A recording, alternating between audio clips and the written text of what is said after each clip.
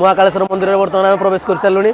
ଜୟ ଜଗନ୍ନାଥ ସାଙ୍ଗମାନେ, ବର୍ତ୍ତମାନ ଆମେ ମଙ୍ଗଳନାଥ ଠାକୁର ଆସିଛୁ, ଯାହାକି ଆମର ମଧ୍ୟପ୍ରଦେଶରେ ସ୍ଥିତ ଉଜ୍ଜୈନ ଠାରେ। ଇଏ ହଉଛନ୍ତି ଆମର ମହାଦେବ ଏବଂ ଆଉ ମାଟି ମାଙ୍କର ଇଏ ସନ୍ତାନ, ଯିଏ ହଉଛନ୍ତି ମଙ୍ଗଳ ଗ୍ରହ ମଧ୍ୟ ତାକୁ ଆମେ କୁହନ୍ତି। ଏଇଠି ଦର୍ଶନ କରିବା ଦ୍ୱାରା ମଙ୍ଗଳ ଗ୍ରହର ଯେକୌଣସି ଦୋଷ ଥାଏ ତାହା କଟିଯାଏ ବୋଲି ନିବାରଣ ପାଇଁ ଏଠି ଦର୍ଶନ କରାଯାଏ। ଆଉ ଚାଲନ୍ତୁ ଆମେ ଏବେ ଦର୍ଶନ କରିବାକୁ ଯିବା ଏବଂ ଆପଣମାନେ ମଧ୍ୟ ଆମ ସହିତ ଦର୍ଶନ କରିବେ। ଆସନ୍ତୁ, ଦେଖନ୍ତୁ ଇଏ ହଉଛି ଆମ ନାଥଙ୍କ ମନ୍ଦିର, ଯାହାକି 2 ମହଲା ଉପରେ ଏ ମନ୍ଦିର ଆମର ଅବସ୍ଥିତ। ଭିତରକୁ ଠାକୁରକୁ ଦେଖିବା ପାଇଁ ମୋବାଇଲ ଆଲାଉ କରୁନାହାନ୍ତି, ବାହାରୁ ଆପଣ ଏମିତି ଦର୍ଶନ କରିଦିଅନ୍ତୁ।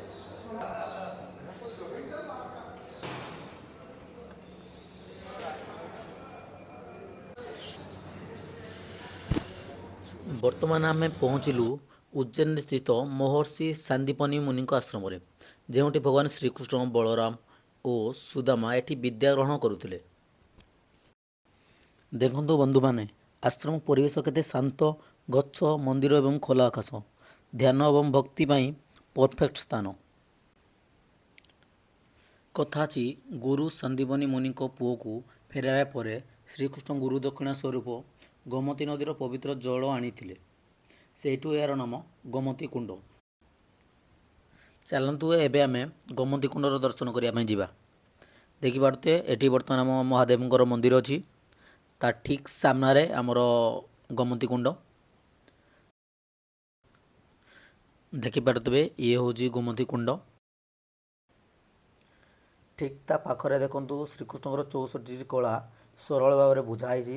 ଶାସ୍ତ୍ର ଏବଂ ବିଦ୍ୟା, ବେଦ, ଉପନିଷଦ ଜ୍ଞାନ, ନୀତିଶାସ୍ତ୍ର, ରାଜନୀତି, ଗଣିତ, ଜ୍ୟୋତିଷ, ଯୁଦ୍ଧ ଏବଂ ଶାରୀରିକ କଳା, ସଙ୍ଗୀତ ଏବଂ ବୁଦ୍ଧି ଓ କୌଶଳ, 64ଟି ଏମିତି କଳା ଶ୍ରୀକୃଷ୍ଣଙ୍କୁ ଯାହା ପଢ଼ା ହେଇଥିଲା ସେଇ ସବୁ ଭଲ ଭାବରେ ବୁଝାଇ ଦିଆଯାଇଛି। ସବୁ କଭର କରିବା ଆମ ପାଖରେ ବର୍ତ୍ତମାନ ଗୋଟେ ଭିଡ଼ିଓ ସମ୍ଭବ ନୁହଁ। ଯଦି ଭିଡ଼ିଓଟି ଆପଣଙ୍କୁ ଭଲ ଲାଗୁଛି ତାହେଲେ ଆପଣ ଲାଇକ୍ କରନ୍ତୁ ଏବଂ ଯଦି ଆଗରୁ ଆପଣ ଏଠିକି ମଧ୍ୟ ଆସିଥିଲେ ତାହେଲେ ଭିଡ଼ିଓ ନିହାତି କମେଣ୍ଟ କରିକି ନିହାତି ଜଣାନ୍ତୁ।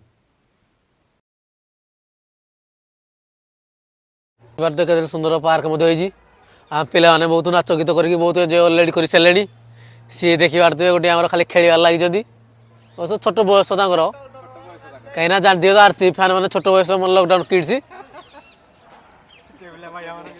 କଣ କରିବା, ଏ ପାଇଁ କିଛି ସଲ୍ୟୁସନ ଦେଖାନ୍ତୁ। ଶୀତ ତ ପ୍ରବଳ ହଉଛି, ଯାହାକି ସହିବାଟା ଆମ ପାଇଁ ବହୁତ କଷ୍ଟ ହେଇଯାଉଛି। ଯେହେତୁ ଆମେ ଓଡ଼ିଶାରୁ ଆଉ ଯେହେତୁ ଆମେ ଅନୁଗୁଳରୁ ଆମେ ଆଉ କାଠେଇ ପାରୁନୁ, ଆମର यहाँ ऐसा ही होता है।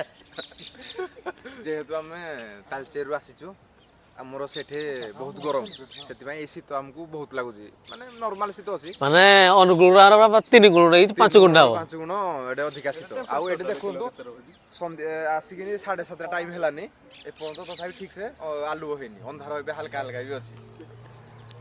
ମା ଗଡ଼କାଳିକା, ଯାହା ଆମର 51 ଶକ୍ତି ପୀଠ ଇଏ ମଧ୍ୟ ଗୋଟିଏ, ଯାହା ମା ସତୀଙ୍କର ଉପରଟର ଯୋଉ ଭାଗ ଏହା ପଡିଥିଲା ଏଇଠି ମା ଗଡ଼କାଳିକା ଜନ୍ମ ନେଇଥିଲେ। ଏଇଠି ଶନିବାର ବହୁତ ଭିଡ ହୁଏ। ଏବେ ଆମେ ଆସିଛୁ ଆମର ଶୁକ୍ରବାର ଦିନ, ଯେହେତୁ ଆମେ ଗୋଟେ ମଧ୍ୟପ୍ରଦେଶ ଆସିଥିଲୁ ବୋଲି।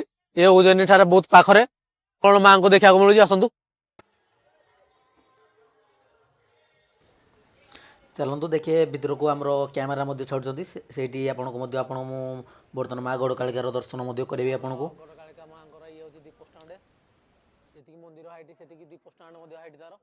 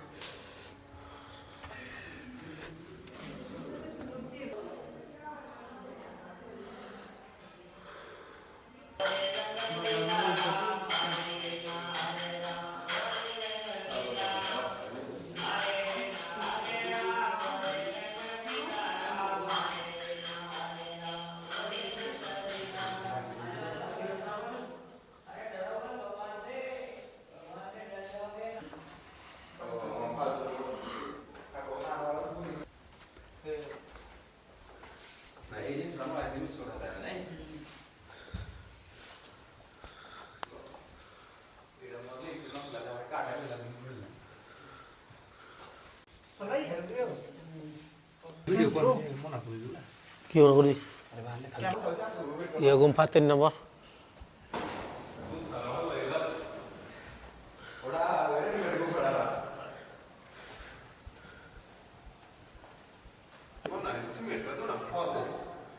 ଦେଖିପାରୁଥିବେ ମଧ୍ୟପ୍ରଦେଶର ଫେମସ ଢୋକଲା ବର୍ତ୍ତମାନ ସ୍ପେଶାଲ ଆମର ଢୋକଲା ଆମର କେମିତି ଟେଷ୍ଟ ଲାଗୁଛି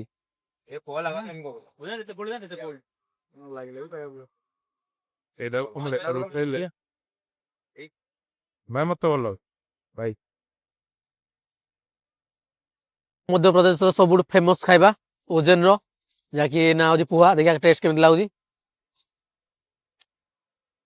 ମାଇଣ୍ଡ ବ୍ଲୋଇଂ ଖାଇବା ଆମେ ଘରେ ମଧ୍ୟ ୟାକୁ ଖାଉ କରି ଚୁଡ଼ା ଉପମା ଆମ ଆଡ଼େ କୁହାଯାଏ ଏଠି ମଡିଫାଏ କରିକି ପୁହା ନାଁ ଦିଆଯାଇଛି କ'ଣ ଦେଶୀ ଭାଷା ମାରିବା ଦରକାର ଦେଖିପାରୁଥିବେ ପ୍ରସିଦ୍ଧ ପବିତ୍ର ଆମର ସିପ୍ରା ନଦୀ ତା ତଟରେ ଆମେ ଟିକେ ବୁଲାବୁଲି କରୁଛୁ। ଦେଖିପାରୁଥିବେ ଆମର ବର୍ତ୍ତମାନ ଦମଦାର ବ୍ରେକଫାଷ୍ଟ ଲାଗେ ଚାଲିଛି ଆଉ ପୋହା ଆଉ ସବଜି କେମିତି ଲାଗୁଛି ଖାଇବା एकदम मस्त ये रामघाट की दुकान है भाई लेकिन यार मैंने कचौरी सिंपल और कचौड़ी कैसा लग रहा है देख लीजिए भैया दीजिए अच्छा खाना देखो आप ये मीठा चटनी अपना है जी वाला जी ये कड़ी है अपना जी। दही वाला ये पुदीना चटनी जी अच्छा तो लगेगा ना आलू छोले टमाटर ये नागपुर वाला है बढ़िया लगेगा हाँ भाई एक से भाई से पूछो जो खा रहे हैं उनसे खाली में छोड़ रहा बोलू से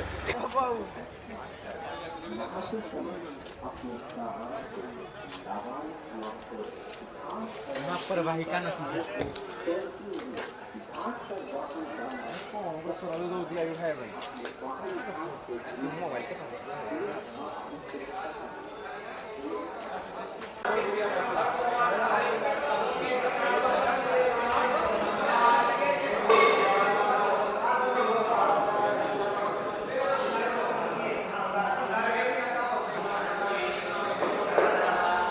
ବର୍ତ୍ତମାନ ଆମେ ପହଞ୍ଚିଲୁ ଚାରିଧାମ ମନ୍ଦିରରେ ଯେଉଁ ଭକ୍ତମାନେ ସମସ୍ତ ଧାମକୁ ଯାଇପାରୁନାହାନ୍ତି ସେମାନଙ୍କ ପାଇଁ ଏହି ସ୍ଥାନଟି ଏକ ବଡ଼ ଆଶୀର୍ବାଦ ଏଠି ସବୁ ଆମର ଯେ ଚାରିଗୋଟି ଧାମକୁ ଏକା ସାଙ୍ଗରେ ଆମେ ଏଠି ଦର୍ଶନ କରିପାରିବା।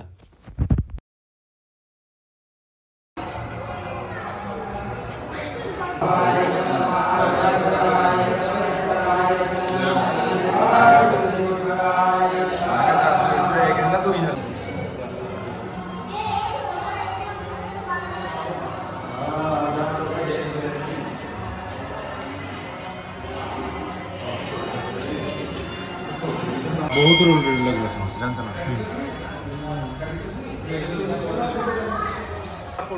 फोटो 50 रुपया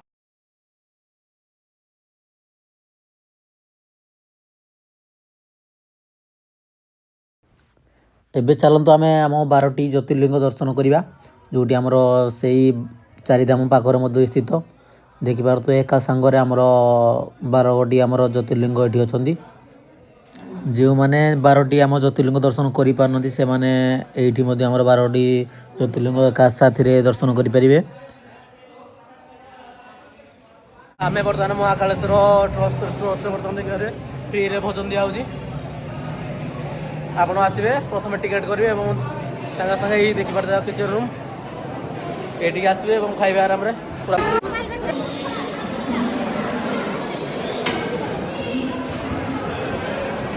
ବର୍ତ୍ତମାନ ଆମେ ପହଞ୍ଚିଛୁ ମହାକାଳୀଙ୍କ ମନ୍ଦିର ସାମ୍ନାରେ ପ୍ରସିଦ୍ଧ ଆମର ବଡ଼ ଗଣେଶ ମନ୍ଦିର ବର୍ତ୍ତମାନ ସେଇଠି ଆମେ ଦର୍ଶନ ପାଇଁ ବର୍ତ୍ତମାନ ଆମେ ପହଞ୍ଚି ସାରିଲୁଣି ଚାଲନ୍ତୁ ଏବେ ଭିତରେ ଆମେ ବଡ଼ ଗଣେଶ ଠାକୁରକୁ ବର୍ତ୍ତମାନ ଆମେ ଦର୍ଶନ କରିବା।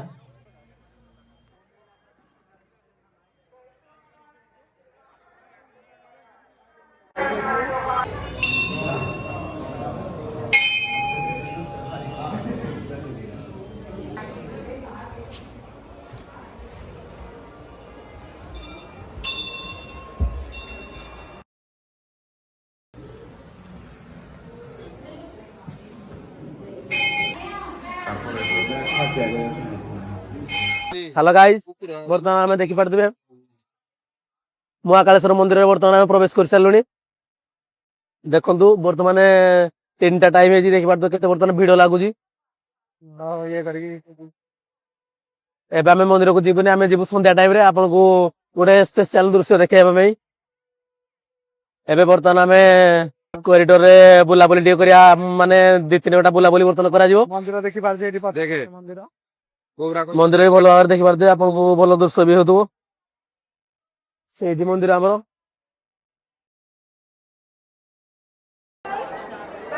ଦେଖନ୍ତୁ ଇଏ ହଉଛି ଆମର ମହାକାଳେଶ୍ୱର, ଆମର ଇଏ ମନ୍ଦିର। ତା ସାମ୍ନାରେ ଯୋଉ ଦେଖା ପଡୁଛି ଦେଖନ୍ତୁ, ସିଏ ହଉଛି ଆମର ବଡା ଗଣେଶ। ଦେଖନ୍ତୁ ବହୁତ ମାତ୍ରାରେ ଲୋକ ବର୍ତ୍ତମାନ ବଢିବାରେ ଲାଗିଛନ୍ତି। ସେଇଥିପାଇଁ ଏବେ ମାନେ ଦର୍ଶନ ମିଳିବାଟା ବି ବହୁତ ମୁସ୍କିଲ। ମିଳିବନି। ଆଉ ଆମ ପିଲାମାନେ ବି ଦେଖିପାରୁଥିବେ, ଗୋଟେ ତ ଦେଖାଯାଆନ୍ତି ସେମାନେ ମଧ୍ୟ ବହୁତ ବହୁତ ଚାଲି ଚାଲି ଟାୟାର୍ଡ ହେଇଯାଇଛନ୍ତି। ଟାୟାର୍ଡ ହେଇସାରିଲେଣି। ଦେଖୁଥିବେ କେତେ ଲୋକ ଏଠି ବସଛନ୍ତି। ଦେଖିଥିବେ ବାଥରୁମ ମଧ୍ୟ ଭଲ ବାଥରୁମ ମଧ୍ୟ ହେଇଯାଇଛି। Washroom, bathroom, toilet.